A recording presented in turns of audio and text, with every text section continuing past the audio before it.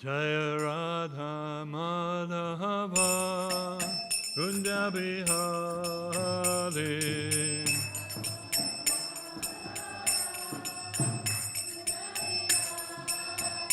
Jaya Radha Madhava Kunja Bihari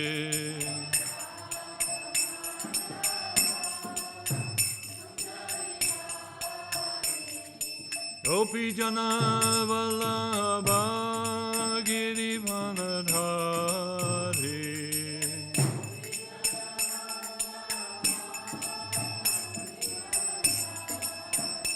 Jaya Gopi Jana Vallabha Girivanadhari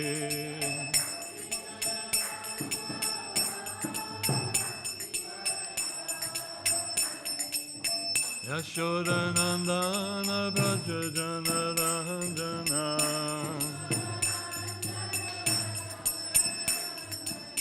Yashodanandana Braja Jana Ranjana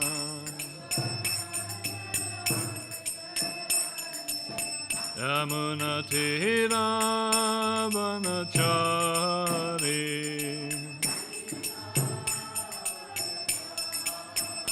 Yamuna Tira Vanachari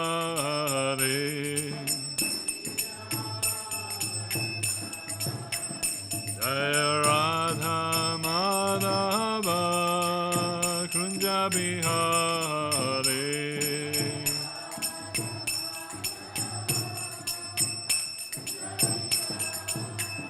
Jaya Radha Madhava Kunja Bihari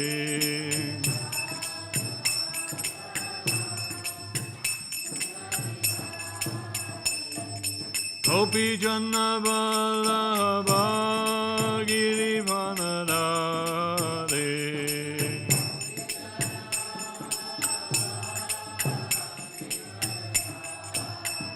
Jaya Gopi Jana Vallabha Girivanadhari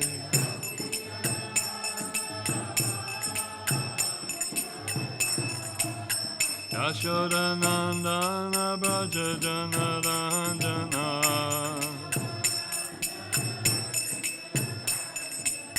Yashodanandana Braja Jana Ranjana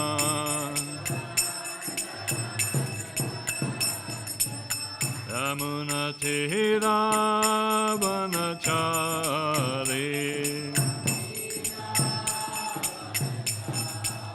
Yamuna Tira Vanachari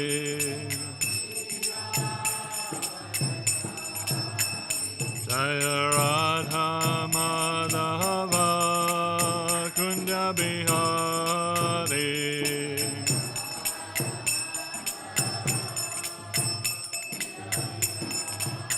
Jaya Radha Madhava Kunja Bihari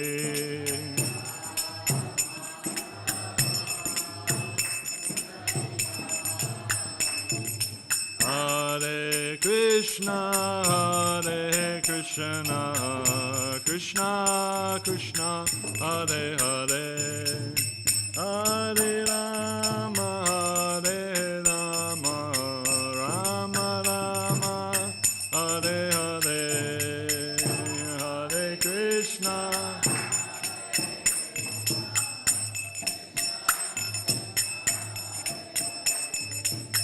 Hare Rama Hare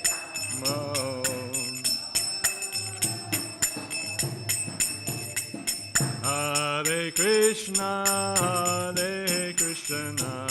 Krishna Krishna Hare Hare Hare Rama Rama Rama Hare Hare Hare Krishna Krishna Krishna Hare Hare Hare Rama Rama Rama Rama Hare Hare Jaya Prabhupada, Jaya Prabhupada, Jaya Prabhupada, Jaya Prabhupada.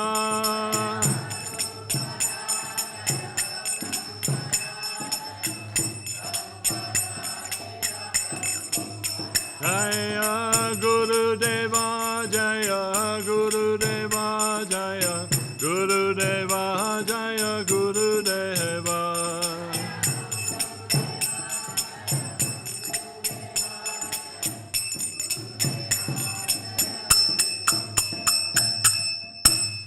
Jayam Vishnupad Paramahansa Parivajikacharya Stotra Sata Shri Śrīmad His Divine Grace A.C. Bhaktivedanta Swami Srila Prabhupada Ki Anantakoti Vaishnava Ki Namacharya Srila Haridas Thakur Ki Prem Sekaho Shri Krishna Chaitanya Prabhu Nityananda Shri Advaita Gadadhar Srivasadi Gaura Bhaktivinoda Ki Shri Sri Radha Krishna Gopa Gopinath Shama Kunda Radha Kunda Giri Govardhana Ki Shri Vrindavan Dhamma Ki Mayapur Navadip Dhamma Ki Jagannath Puri Dhamma Ki Srimati Tulsi Devi Ki Bhakti Devi Ki Jamunamai Ki Gangamai Ki Vyantara Śrīmad Bhāgavatam Ki Shri Shri Gaurnitai Ki Shri Shri Jagannath Ji Baladev Subhadra Ki Shri Shri Radha Ballabha Bhagavana Ki Nitai Gaur Premanandi.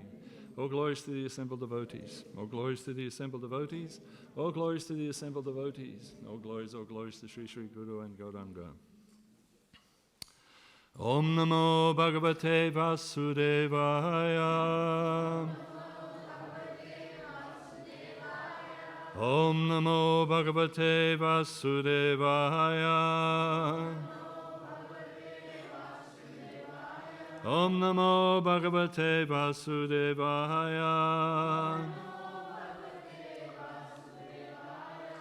So we're reading from the Śrīmad Bhāgavatam, Canto 4, Chapter 24, Text 9, which is a total surprise to me because I was told that I was going to give class on 7. So here we go. No, that's fine. So it's text 9. Barisatsu maha bhagho Havidani Prajapati Kriya Kandeshu Nisnato Yogeshu Chad Kurudvaha Barhisat Samaha Bhagho Havidani Prajapati Kriya Kandeshu Nisnato Yogeshu Chakurudvadha Bahisat Samuha Bhagho Havadani Prajapati Kriya Kandeshu Nishnato Yogeshu Chakurudvadha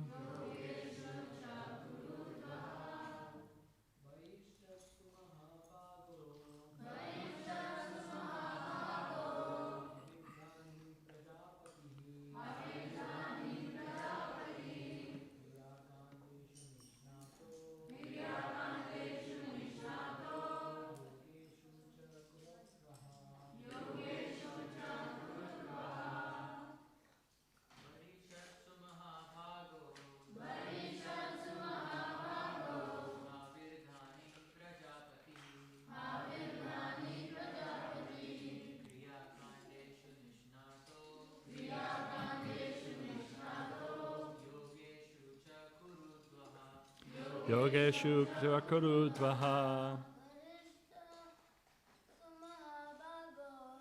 Maheshvasu Mahabhago Havidani Prajapati Kriya Kandeshu Nishnato Yogeshu Chakurudvaha Barishatsu Mahabhago Havidani Prajapati Kriya Kandeshu Nishnato Yogeshu Kuru Vaha. Ladies? Bahishat Samuha Bhagho Harvidhani Prajapati Kriya Dandeshu Nishnato Yogeshu Chakurudvaha Bahishat Mahabhagho Harvidhani Prajapati Kriya Kandeshu Nishnato Yogeshu Kurudvaha Bhagho Vaishnava Prajapati Kriya Kandeshu Nishnato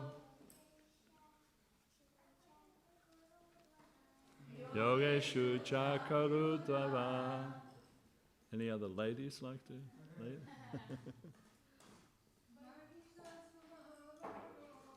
Havishat Samaha Bhagho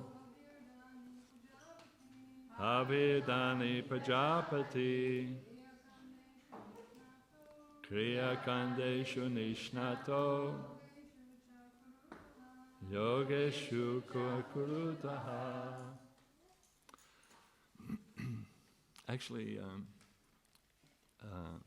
Bhujan Prabhu mentioned one time that it's actually better if first the senior people do the verse and then the children. And similarly applies to the ladies as well. So first the senior ladies should do and then the girls should do. Is that okay? Sabavish Bahisat of the name Bahishat. Sumahabhaga, very fortunate. Havirdani, the name of Havirdani.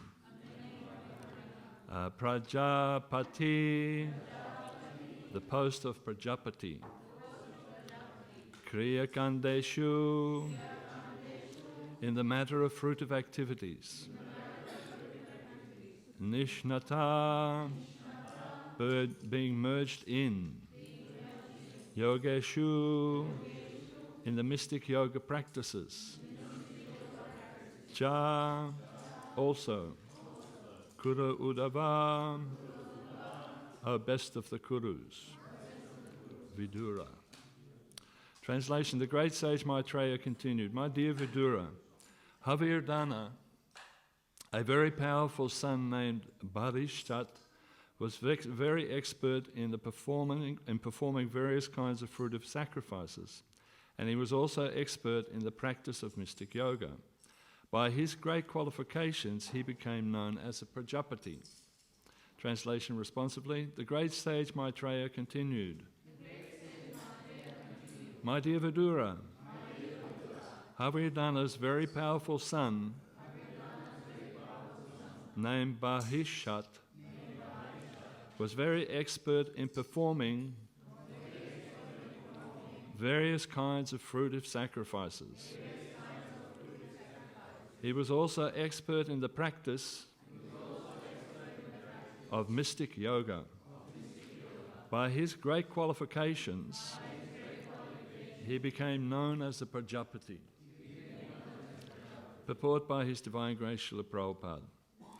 In the beginning of the creation, there were not so many living entities, and consequently the very powerful living entities or demigods were appointed as Prajapatis in order to beget children and increase the population. There are many Prajapatis. Brahma, Daksha, and Manu are sometimes known as Prajapatis, and Bharishat, the son of Haridhan, became one of them. Om Jnana Timiranda Syagananjana Shalakaya Chakshuram Militam Mena Tasmai Shri Gurave Namaha Vanchakalpatarubhyascha kripasindhavaya patitanam pavanebhyo vaishnavebhyo namo namaha. Jai Shri Krishna Chaitanya Prabhu Nityananda Shri Advaita Gadadhar Shivasadi Gaura Bhaktivedanta. Hare Krishna Krishna Krishna Hare Hare Hare Rama Rama Rama Hare Hare. Namo Vishnu Padaya Srimastaya Shrimati Vidayananda Swami Nityananda. So as I said, I was supposed to give a talk on the other chapters, but this is really interesting. This is that lineage that's going on, that's being described now by Maitreya Rishi.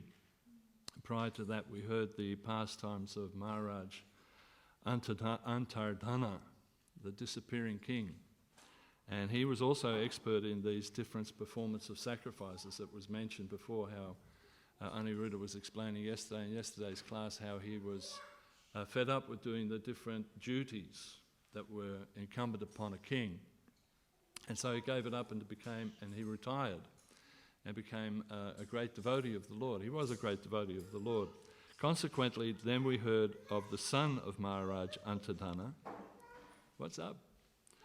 The son of Maharaj Antardana was Havridhana, and Havridhana also was a great king, and then the next lineage after that is now this king who became a great Barishat, who became a great Prajapati. And a Prajapati is a progenitor. Their job is to create these little guys, and lots of them. So we may have a family of 2 or 3 or 4, but they had families of thousands. They produced children, and this was an amazing thing. So in each way, either Maharaj Antardana were using their intelligence to do their duty. So it was this person's duty, this great devotee, to be a Prajapati in the line of the universe. He had to do this duty. So I was going to talk a little bit about duty. So it still makes sense how in this purports, how Maitreya Rishi is continuing to show how these kings were performing their particular duties, things that they had to do. And it's mentioned throughout. Actually, the next verse is probably one of the best verses. I kind of missed out because who's ever doing the verse tomorrow has got a real beauty coming up. This is where Prabhupada actually prophesies where Krishna consciousness is going to take over the world. And when Krishna consciousness, when everybody starts chanting Hare Krishna around the world, then the world will be, Prabhupada says, the world will be very, very happy. So this is an indication or a prophecy. Prabhupada makes a prophecy that this is going to happen. But anyway, here we got this verse where this Maharaj, Antardana, Barishat, was now having to do this duty. So I was going to start talking a little bit about duty. So it takes intelligence, transcendental intelligence, to render devotional service and still do one's duty. As we heard in the previous verses, we had Maharaj Antardana retiring. But in Krishna consciousness, actually, there's no such thing as retiring. No such thing. Prabhupada is the perfect example of that. He never retired preaching and rendering service to people. He was always occupied thinking of how can I best spread this Krishna consciousness. So the devotees here in Melbourne at the moment are very busy and intelligently working very hard for this movement. Some of the Brahmacharis, you may not see many Brahmacharis, and some of the other boys that are living in the ashram, you might not see them around at the moment, but they're desperately trying to set up a new Crossways facility in the city. It is taking a mammoth effort. We not only have to move out of one venue, but we have to move into another venue. And that venue, by all accounts, was a complete write-off. It was a restaurant previously, but the council had said that this is just the most out-of-it restaurant. And so the devotees have been having to work very hard cleaning it all up. It was a grease ball. It was just dirty. And for us to move in there, we have to really work very hard. So these boys are working very hard for Krishna, and they're doing it as a matter of duty. So there's no retiring in Krishna consciousness, no retirement whatsoever. And we have to use our intelligence. always thinking of Krishna in our daily activities. When we have duties to do, we should always think of Krishna in different ways. Recently, I was also fortunate to actually be able to go on a pension, a part pension. I've reached that age where people say you should go into retirement. And so I've taken up that pension partially. And I've also then had an opportunity to work a shorter, or technically a shorter amount of time for Melbourne Temple in my service as communications officer. And usually you do more than your allotted time, but basically speaking, it allows me time to also do some things that I wanted to do in my devotional service. Using my intelligence, using the gifts that I've been given by Krishna, somehow or other we want to do something else. And so I'll still be working very much for the temple, but I'll also be working on a project which is very dear to me. I've been meditating on this project for many, many years. Some of you, hello. Some of you may know that, before I became a devotee, I was studying at university in fine art, in painting.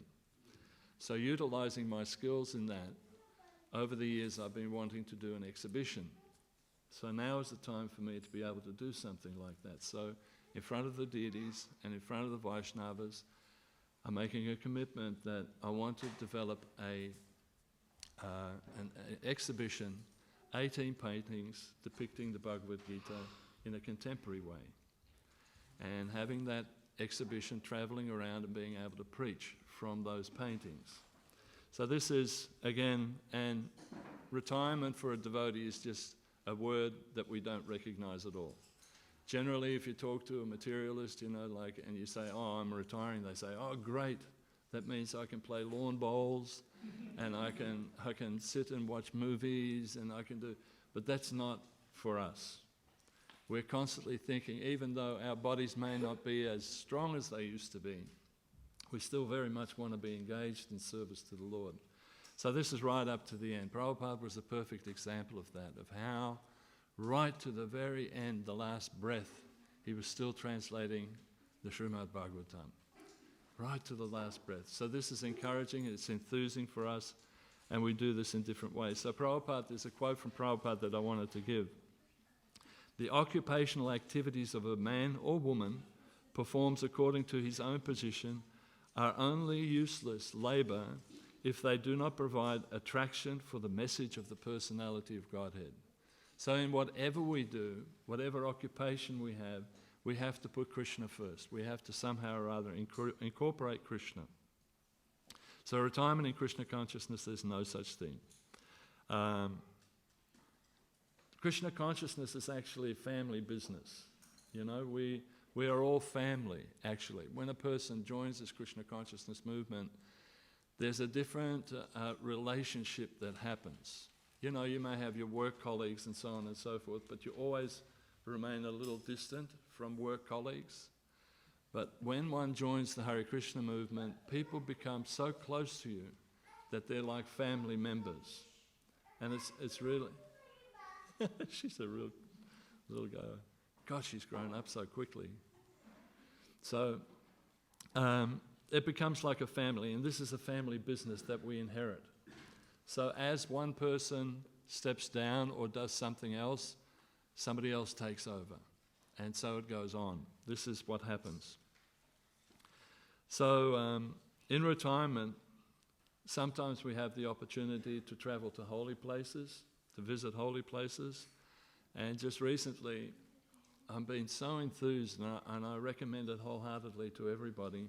I've been so enthused. I'm reading this book by Kadambakanan, His Holiness Kadambakanan Maharaj, Under the Desire Trees. If I can give a little plug for that, it is a fantastic book. It is so Maharaj. It's him. And he describes how traveling to the different places within Vrindavan and how it enlivens him. But one of the things that he says right at the very beginning, Vrindavan is where you are at this present stage. So when we enter this temple here, this is Vrindavan. And Vrindavan consciousness is what we strive for. So we have that Vrindavan consciousness when we constantly hear and chant the holy names of the Lord. We constantly, with intelligence, we constantly bring our lives around to constantly serve Krishna, somehow or another. If we're working for somebody, we understand that the wages that we get are utilized in service to Krishna by looking after our family, bringing up our family in a nice Krishna conscious way, by giving something towards the temple so the temple and the preaching can keep on going, and so on and so forth. So our real boss is Krishna. Our boss isn't that person that's sitting in the office above us. Our boss is Krishna, and we always see that. This is very much important. We have a level of duty. Our duty, first and foremost, is to our Guru Maharaj, whoever we've chosen to be our mentor, to be our spiritual guide. That is our first duty. And if our spiritual master asks us to do a specific thing, to the best of our abilities, we should do that and follow through with that. The other area that is an area where we take on different duties is the temple authorities. If the temple authorities, the temple where we are, is asking us to do a particular service, then we do that. Just as here, we have the story here of the Maharaj here, Haridhan's son, Barishat. He's been asked to do this particular service. He was very expert in it. Hey, you guys, you have to be quiet in class. Otherwise, you just have to go outside, okay? So he was having to do a particular duty. So the duties are very, very important. The other duty that we have is our duty towards our families. Generally speaking, within the Krishna consciousness movement, it's a family-orientated movement. In the early days, it was a lot more brahmachari, brahmacharini sort of movement, but now as we've progressed over the years, it's now grihastha, basically a grihastha community. So we have all individual families. So we have duties to our family. And I wanted to talk a little bit about duties in family life. And it's pertinent even with Maharaj Barishat, who was, a powerful Prajapati, which means he was a powerful householder. He was producing so many children. I wanted to talk a little bit about our duty as to our family, householders in Krishna consciousness. In that area, we must consider all personalities within the family, in the household. And by that I mean we have to be very considerate and not exploit or use our partners in marriage, in the household, or exploit or use our children. Srila Prabhupada actually confirmed that our first and foremost duty in Krishna consciousness, if you are a grihastha, is your duty to your family. Your duty to the family is first and foremost. Everything else is secondary. Everything else is secondary. So we have it sometimes, especially in the early days, where there was a level of fanaticism, where people said, I have to be a pure devotee, I have to be a very good devotee, and there was a neglect of the family unit, either by the man or by the woman. And consequently, what happened is there were, at that time, a lot of breakups, a lot of divorces, and there wasn't a stability in marital relationships. Consequently, the children were very much disturbed, and they didn't see a harmonious sphere in the home, and consequently, the children also were not interested in Krishna consciousness. This is the situation. Now we've grown. Krishna consciousness has grown. So we have to be really mindful that somehow or other, we have to make sure that our families are looked after. The husband's role and the wife's role are to make sure that the children see a harmonious sphere in the home front. It has to be Krishna conscious, but in the same token, it has to be harmonious and a loving relationship. Not that one can be aloof from marital affairs. So this is important. We're obliged, obviously, to chant our 16 rounds every day. We have to do that. More if we can. It's great if we can do more. But not at the detriment of duty. So Srila Prabhupada says, work first and samadhi later, right?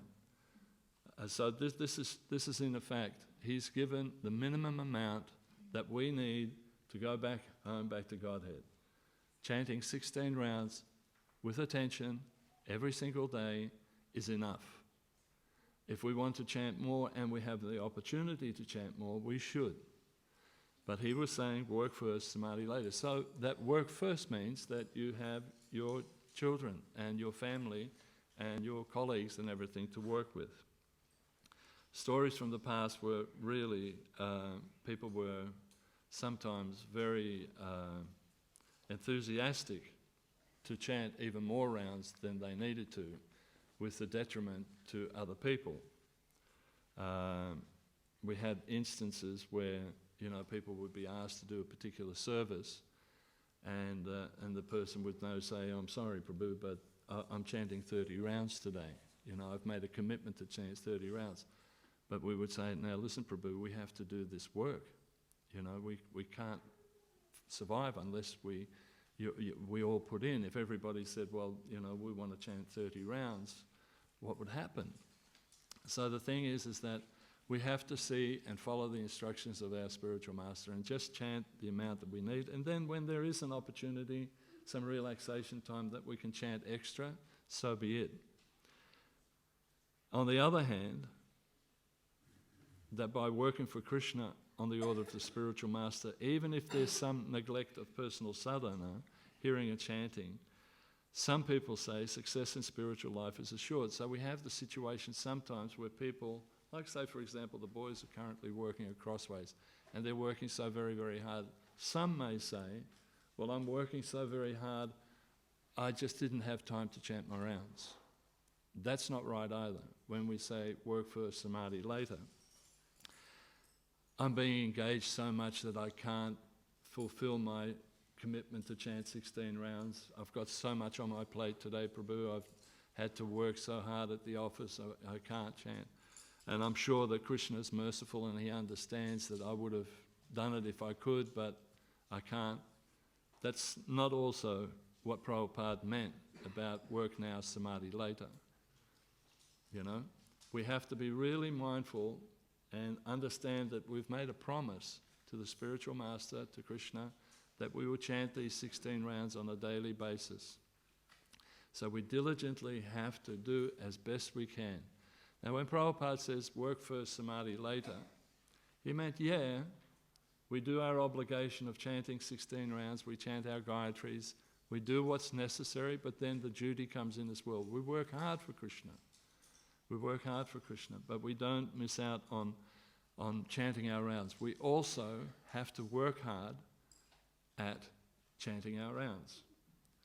So that means we have to set aside a particular time every day that we're chanting good rounds, really listening to the holy name of the Lord, understanding that this is a meditation. I've mentioned this before. We have to see our japa as a meditation, which then leads on to where Prabhupada said, work now, samadhi later, which will lead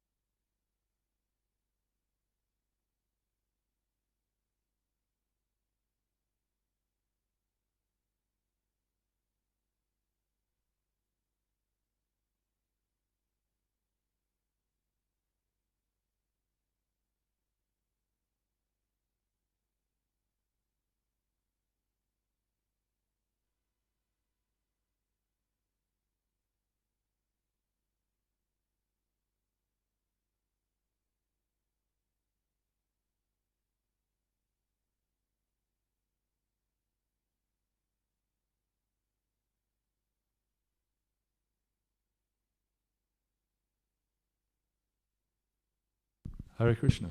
Hey, that's a bit better. I don't know. Somebody set it up and left. I thought it was on. Okay, is that better? Shall I start from the beginning? So, in our work for Srila Prabhupada, in our work for Krishna, we have to really diligently be mindful about sense gratification.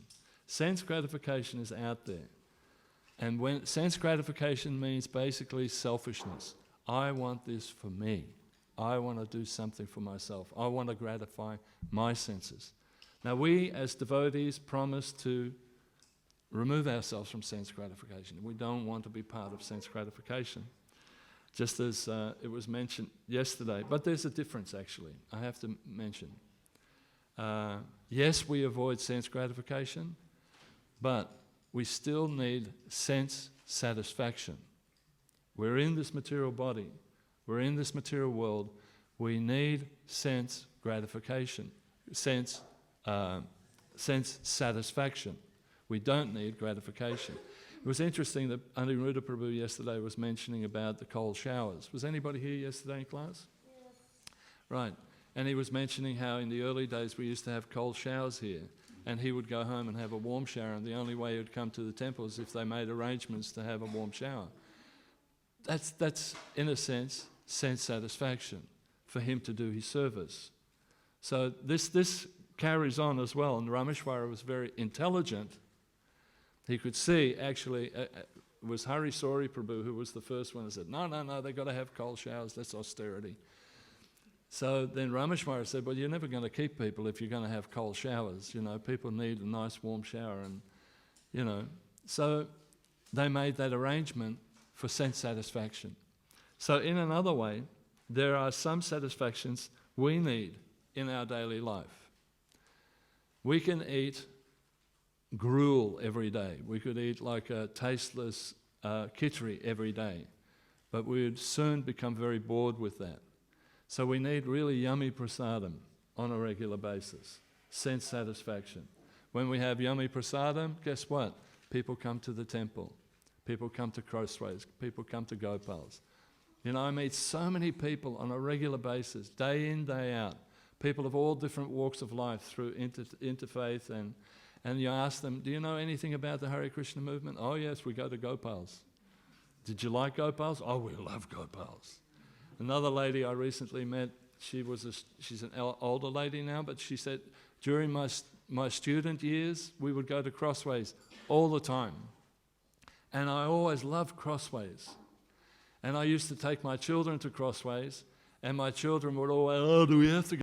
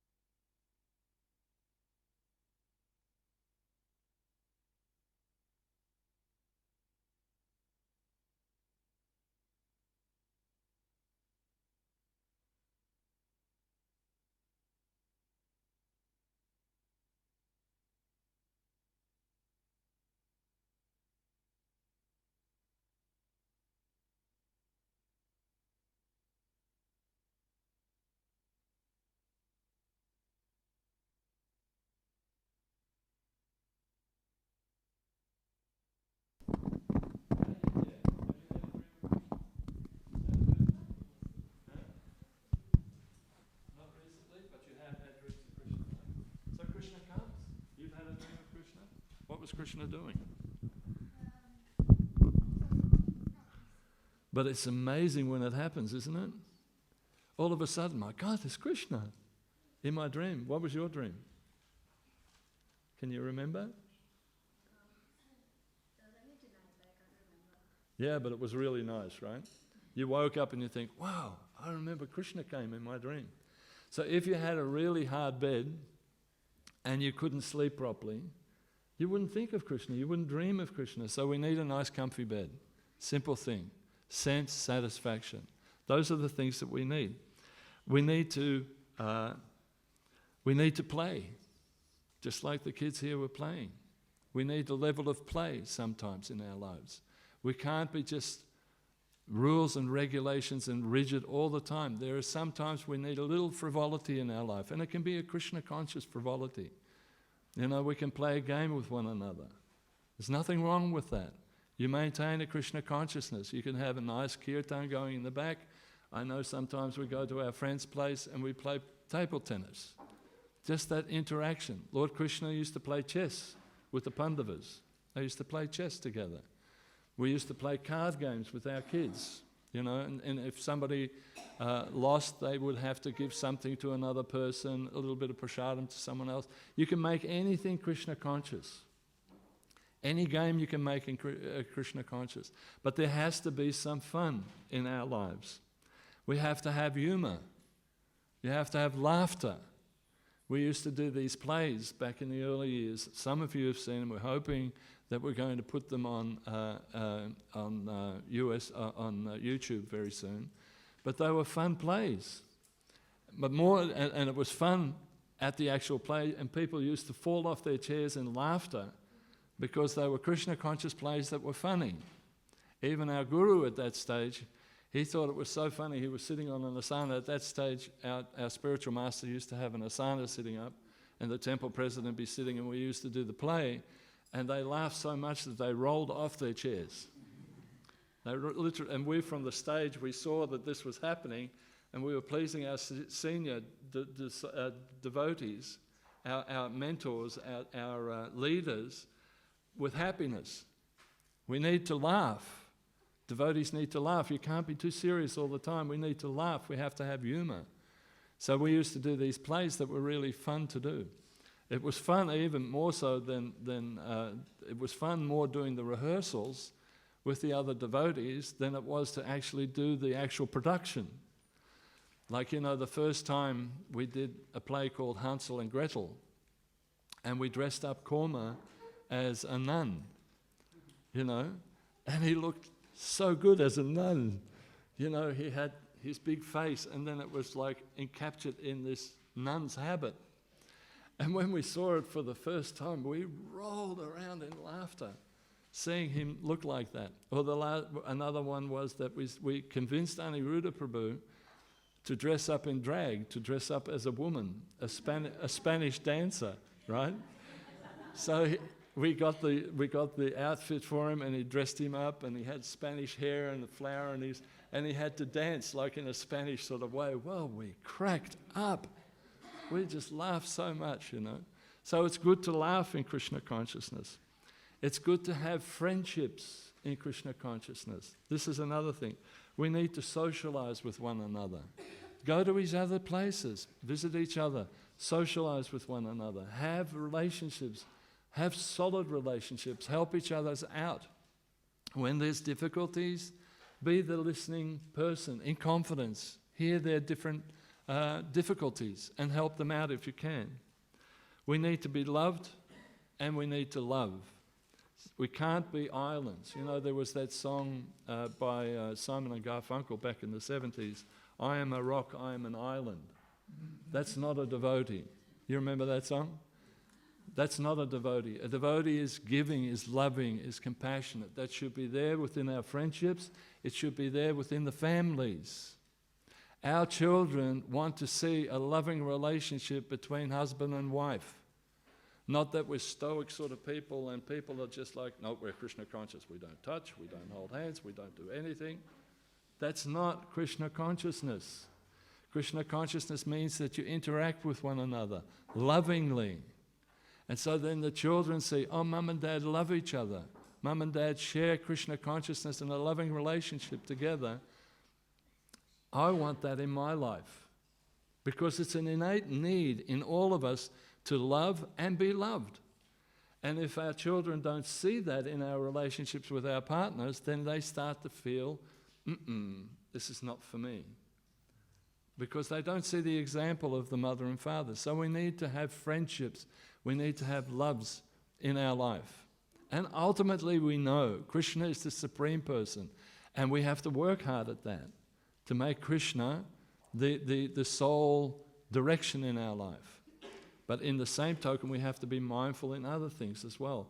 Just like, say, for example, as far as friendship is concerned and companionship, everybody knows Nrsimhakavacha here, right? Nrsimhakavacha is the ministry for deity worship. And he tirelessly travels all over the world and he tells the pujaris what they're doing right and what they're doing wrong. You're not doing this properly with the deities over here, you're not doing that right, you could do this better, like that. So Nrsimhakavacha is known worldwide for his dedication. He works hard.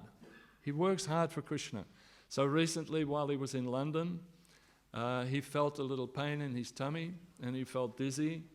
And friends of his said, you better go to the doctor straight away because this is not good.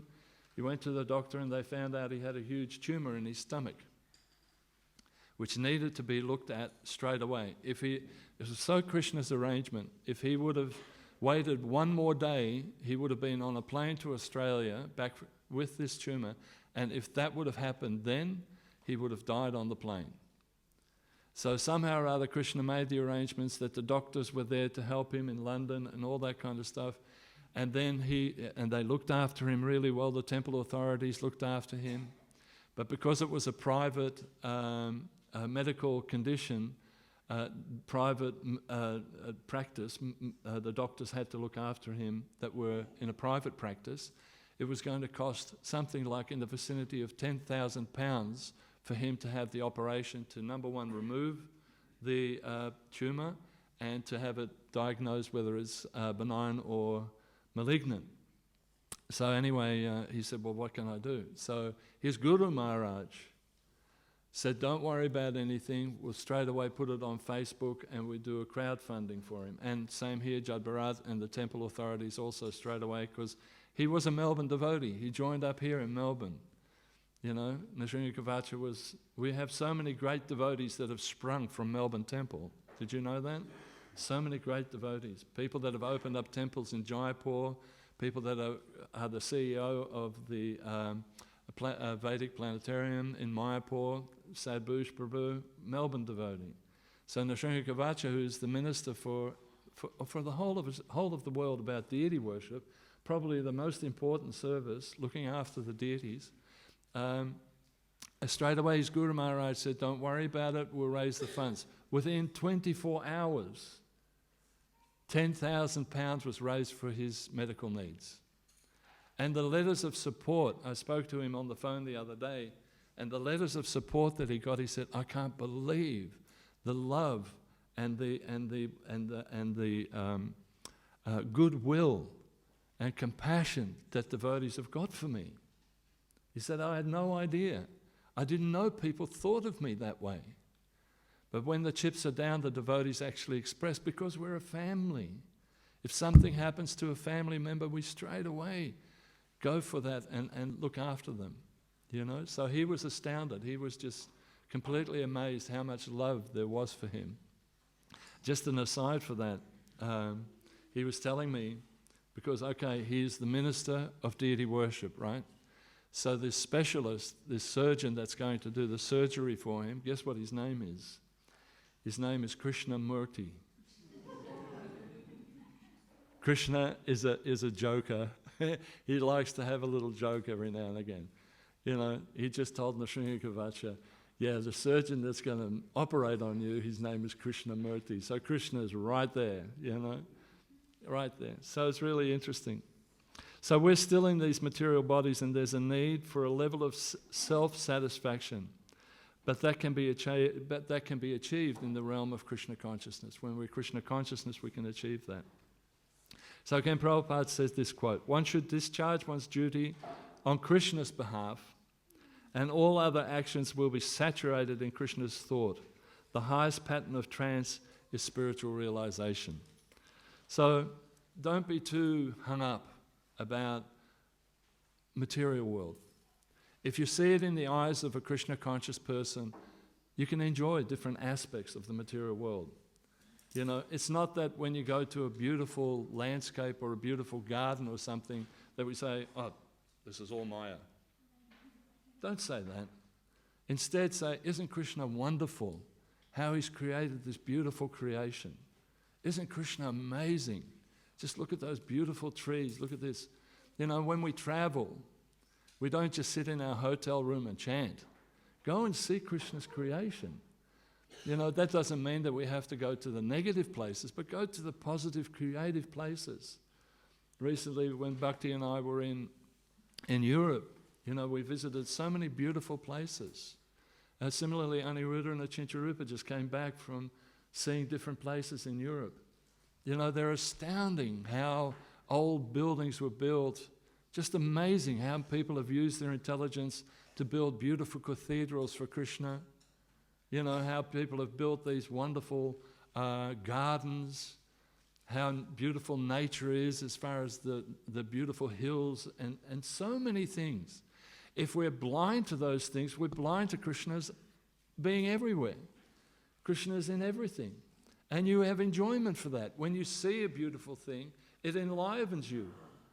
You can enjoy it in sense gratificatory way, or you can enjoy it in a sense satisfaction way. In a sense satisfaction way is you see Krishna behind it. Wow, isn't this beautiful? It looks so gorgeous. We went to different galleries because of being an artist. You see a gallery and you go and see different works of art. And you think, wow, the power of that person to be able to perceive Krishna's creation like that. You see a wonderful painting by Vincent van Gogh or Rembrandt or someone, or you go to the Sistine Chapel and you see the beautiful painting on the Sistine Chapel. And you're just blown out. How could these people have done this? This Krishna's energy working through them. So it's appreciation of Krishna's material energy and understanding that this is simply a fraction of the beauty that's there in the spiritual world. This is maintaining a Krishna conscious attitude all the time. Thereby it's no longer a sense gratificatory thing, it's a sense satisfaction thing because it's linked to Krishna. Does that make sense? So there are 5 kinds of different, in the previous verse, and this is what I mentioned here. Actually, I don't need to go through that because in the previous verse, the verse I was going to give, they were talking about the 5 kinds of liberation. The other thing I wanted to mention was the Sankirtan Yajna. This Sankirtan Yajna, this chanting of Hare Krishna, and as Prabhupada says in the next verse, is going to be the thing that is going to save humanity. We're in, I don't know if anybody has seen it at the moment, there is a really well-documented YouTube clip done by a devotee about the progress of Kali Yuga. Has anybody seen that one on Facebook? And this devotee, he's a senior devotee in Mayapur, and he did it in a pictorial way. If you get an opportunity, he goes through all the lineages of the kings, just like we're going through here. Through Maitreya is pointing out to Vidura all the different kings and what they did. So he actually goes right from the birth of, from the passing away of Lord Krishna and the start of the Kali Yuga, who the kings were. Then there was Parikshit and like that, right? And then he starts to point out from the Bhavishya Purana and all the different other Puranas what is happening in the Kali Yuga. And different things are predicted. Like number 1 was, actually it was really interesting, in the Bhavishya Purana there is the story of Adam and Eve, which I never knew before. And there's the story of Lord Jesus as well, that he came and he was preaching to the people of Palestine. It's all there in our scriptures. And then it also goes on to describe how in this age there will be a great personality that will bring this Vedic knowledge to the Western world. Jai Srila Prabhupada, right? And then it goes on, and it says that in due course of time, in this Kali Yuga, which is an age of ignorance and hypocrisy, iron and hypocrisy, in this age there will be a bubble of Satya Yuga for 10,000 years. So we're in the 500 and something years of that Satya Yuga now. And you can see it. Things are changing. But he said there's a polarity. There's a polarity of positivity and there's a polarity of negativity. And at one stage during the Kali Yuga they cross over. And then from there, Krishna consciousness takes off and the world becomes Krishna conscious. Everybody happily chants Hare Krishna. And Prabhupada says they will be very, very happy. So we don't know exactly when that time is, but we can see it already if you have a look at the news. There's incredible positivity, but there's also incredible negativity. In the positivity, you see so many people becoming vegetarian. So many people are becoming concerned about animal rights. So many people are becoming concerned about equality for mankind, that there's no exploitation of the different sexes, that there's less crime, that people are into meditation and learning about spirituality, that science is coming to the point of understanding that we're not these material bodies, which wasn't there 20 or 25 years ago. 20, 25 years ago, 30 years ago, the scientists were saying God is dead. Now through quantum physics, they're saying actually there is a supreme controlling power which we can't understand, but the Vedas have been saying this for centuries. So all of a sudden this positivity is rising up even in the scientific community. But on another point, there's so many negative things coming as well. In another area, all the religions are coming together where I'm working in interfaith. The different faith traditions are starting to respect one another, coming together and actually talking to one another, understanding there is a common father for all of us, common father and mother, which is Krishna. We call him Krishna, some other people call him by a different name. And that's fine. Prabhupada said that's fine. That now there's a time that we're actually coming together, that we can worship together. You've got no idea how wonderful that is when you get an opportunity to worship with other people of different faiths. They're worshipping the same Lord as you, but in a different tradition. Bhaktivedanta kept saying, when I'm in another place of worship, I simply think of you and I see that they are worshipping you in a different way and you're appreciating that. So in this age, instead of having separate little groups of different faith traditions, people are coming together. This is the strength, the power of the 21st century. And that's that bubble of Satya Yuga. And we as devotees should stay very positive in that understanding. You know, so often we have people saying, and they're downing, oh, this is happening and that's happening. Oh, it's a Kali Yuga, Prabhu. Oh, nothing is good. It's all bad. Oh, it's all bad. You know, you got those type of people that, oh boy, it's so bad. No, it's not. Have a look around. Krishna's coming. And Prabhupada says in this next verse, whoever is giving the class, Krishna says, you know, Prabhupada says, I'm going to read it actually. One can sit down anywhere and chant Hare Krishna. Hare Krishna, Krishna Krishna, Hare Hare, Hare Rama, Rama Rama, Hare Hare. If the surface of the globe is overflooded with the chanting of the Hare Krishna mantra, the people of the world will be very, very happy. This is Prabhupada's promise, but we have to work hard at it. So, this is really where we have to go. Krishna is everywhere, and we have to become completely convinced that somehow or another we have to work hard for Krishna in both our service and in our chanting. That nothing enlivens a person more than when we're solid and we're satisfied in our Krishna consciousness and we're friendly and we're compassionate and we're not lacking anything in our lives, then we have the ability to actually preach to people. If you have hang-ups, if you are overly fanatic, if you are negative, you will not have an impact on people. Positivity attracts positivity. Negativity attracts negativity. If you by nature have worked hard on your service and how you can dedicate your life to Krishna and have worked hard in your chanting, that you're actually experiencing drops of samadhi, then that becomes part of your makeup. And people are attracted, are drawn to you. People for no reason whatsoever will ask, why are you so happy? Why are you so happy? What makes you so happy? Because they're miserable. People in the material world are miserable. They have nothing to hold on to. Everything is transient. Everything is temporary. But the devotees hold that samadhi within their heart. They hold Krishna within their heart. They have everything to live for. So this is really... And then you have the opportunity to preach. Like we had 100 girls come here recently from Star of the Sea. Beautiful girls, wanting to find out about Krishna consciousness. And Sukadeva and myself gave them some... And they were rapt. They were enthusiastic. All the teachers had gone to Gopal's. Every one of them. Oh yeah, we love Gopals. So preaching is nectar. When we can actually bring someone to Krishna consciousness, it's wonderful.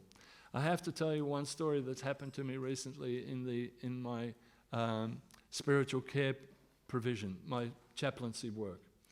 I went to the hospital and there was an Indian lady laying in the bed. Poor lady. She'd been there, and I told some other devotees already, but this lady had been in hospital for 3 days. And she was lonely. Her family came once or twice, a Hindu lady. And she couldn't relate to the foodstuffs they were giving her. You know, it was like Western sort of vegetarian, which was like in a hospital. Has anybody been in a hospital and had vegetarian food in a hospital? It's like, yuck. You know, steamed veggies. I mean, we like our sense satisfaction. Bring in the prasadam, boys, you know. So anyway, she had a plate of food in front of her and she's going, oh God. You know, so then Bhakta comes in as the spiritual advisor for this hospital, you know, for Hindu people. And first she has to be convinced that I'm actually a Hare Krishna or a Hindu, you know, like everybody, come on, this big guy can't be a Hindu, this big white guy, you know. But anyway, I said, look, I look after the Hindu people here at the hospital. I'm a Hare Krishna. Oh, that's okay, you know. And she was complaining about, look at this, you know, no one has come to visit me. I'm so lonely. I'm so depressed. I don't know what's happening to my body. I'm just completely at a loss.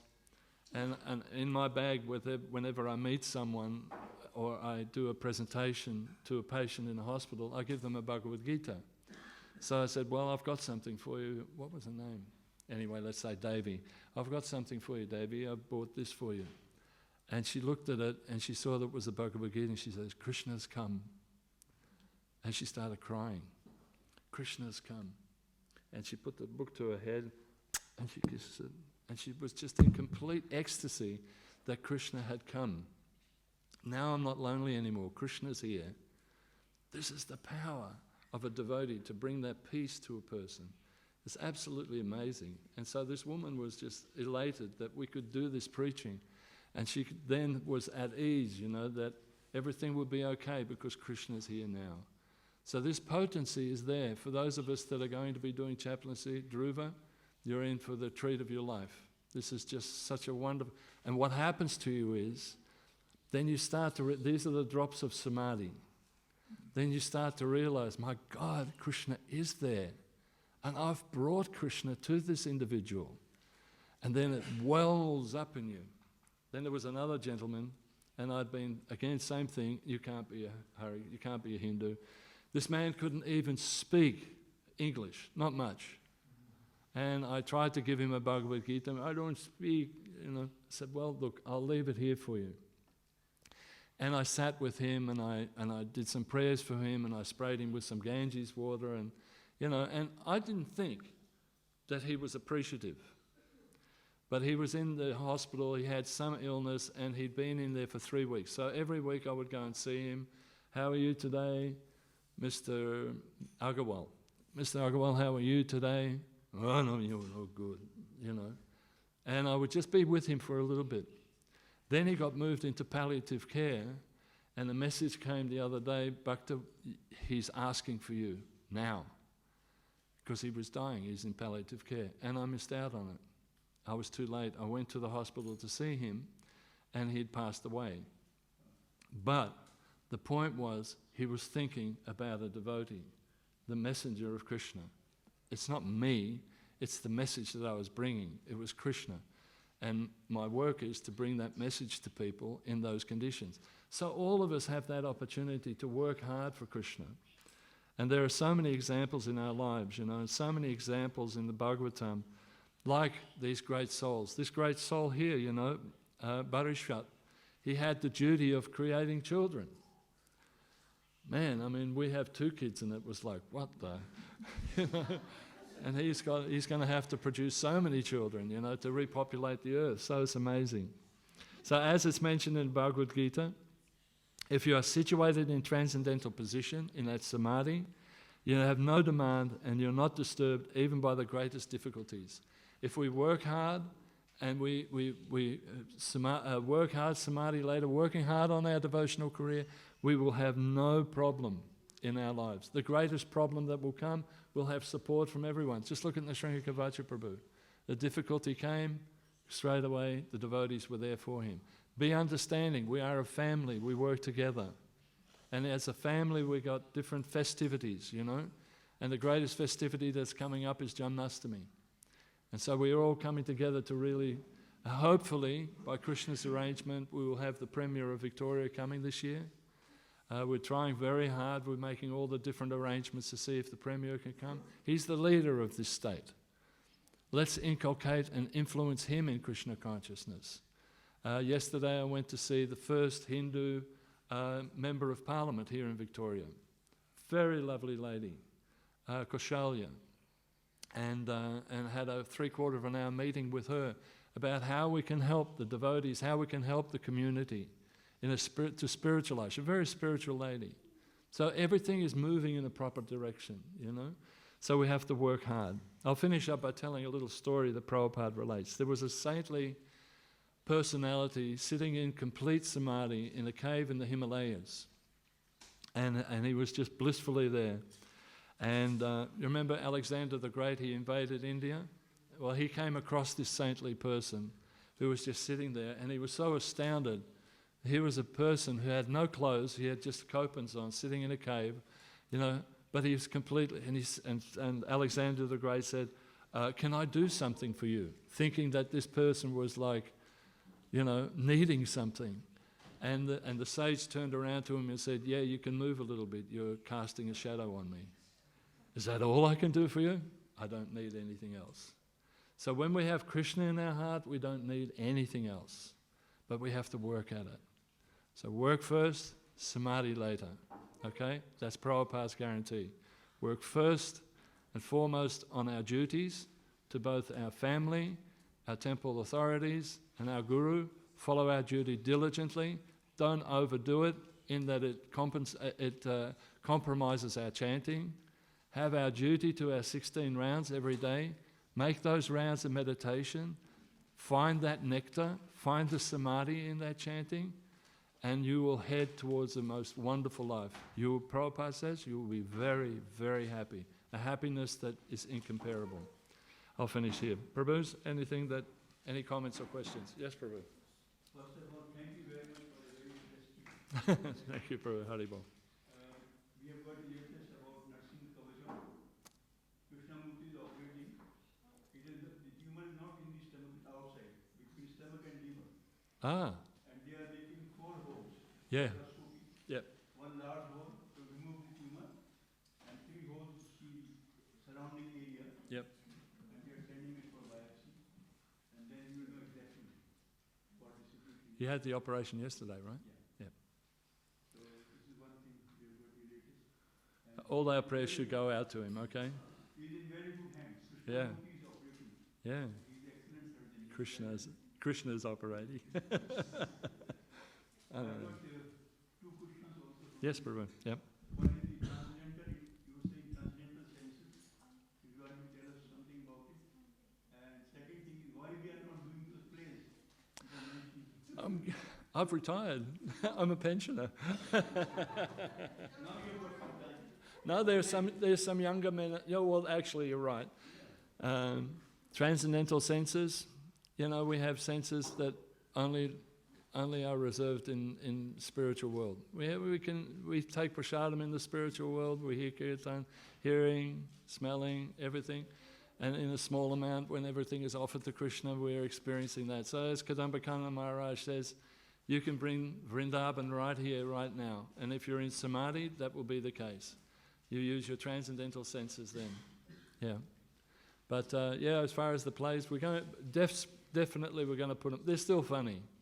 They're still funny. There must be next month. Yeah. 24. Maybe. We were thinking of doing a play with some of the devotees recently, but If you want, I can have it. we'll dress you up in a dress. That'll be funny. You can be an old Mataji. I can see it now. Any other comments? As long as we can make everybody laugh. Yeah, it's important to laugh. Laughter is the best medicine. Krishna conscious laughter is the best medicine. Don't be too serious, you know. Love life. Krishna has given you such good opportunity. Love life in Krishna consciousness. Yes, Prabhu. Hang on, Prabhu. Just one minute. John's got a question. Sorry, John. We see Krishna every day because when we offer something, he comes and takes it. Yeah, And we see the difference in the taste. yeah, So Krishna is coming. yeah. Always think of Krishna, never forget Krishna. Yes, John. When I read that Krishna had a very playful character, Mm. I was greatly relieved. Yeah. He's not the old autocrat sitting on a big chair with a big white beard saying, you're going to hell, you're going to heaven. Exactly. Yeah. Ask a pujari if Krishna is a funny character. Any pujari that's done some work for Krishna, even at home, with your deities at home, doesn't he play tricks with you? He does all these different little things that you think, oh, Krishna, you're so cheeky. You know? Or you're dressing the deities here, you know? You have those experiences. Krishna actually relates to the devotees. It's my own nature. Yeah? That's my nature. To be... My nature always was like that. To be happy. Yes.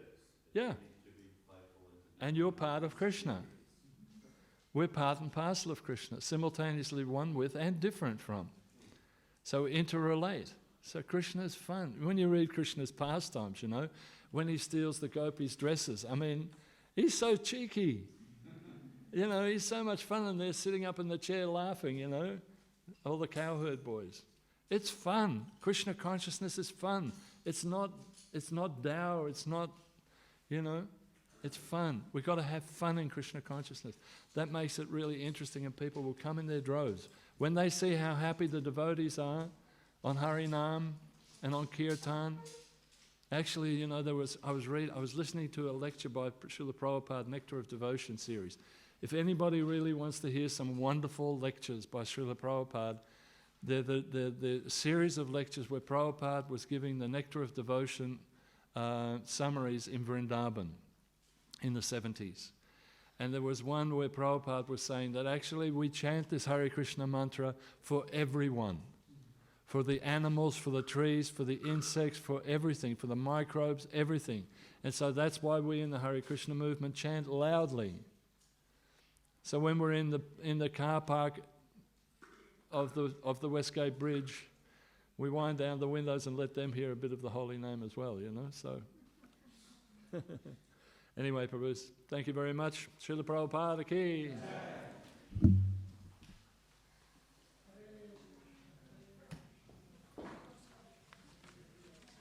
Thank you. Playing with that.